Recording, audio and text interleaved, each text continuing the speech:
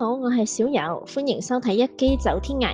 今集我哋嚟到台灣北部一個充滿綠意歷史嘅地方——新竹公園。新竹公園喺邊？有咩咁特別？新竹公園位於新竹市東區，係台灣現存歷史最悠久嘅城市公園之一。起源可以追溯到日治時期1925年，即係已經有將近100年嘅歷史啦。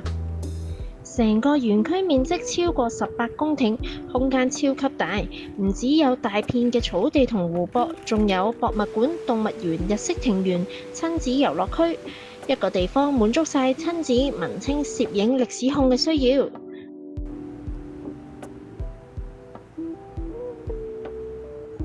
日式風情，歷史味道。行入去公園深處，你會發現一座古色古香嘅日式木造建築。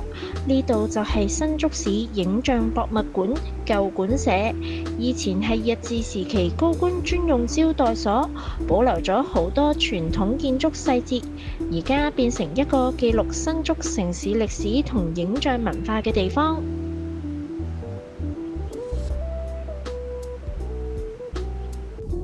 文化景點推薦：新竹市立動物園係台灣現存最早開園嘅動物園。玻璃工藝博物館、日式宿舍群、麗池湖、天鵝船、新竹孔廟近公園。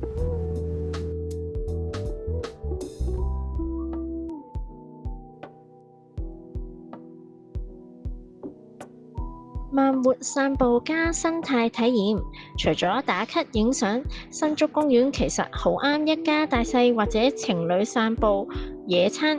湖邊有好多鯉魚、鴨仔，草地上面仲見到成班小朋友奔跑嬉戲。公園內仲設有森林步道，可以親近自然，深呼吸一口清新嘅空氣。你有冇想我去踩點嘅地方？留言話我知啦。下次我就會帶埋部相機，親自實地探路俾你睇。記得訂閱我嘅頻道，下集一機走天涯再見啦！我哋一齊用鏡頭行世界。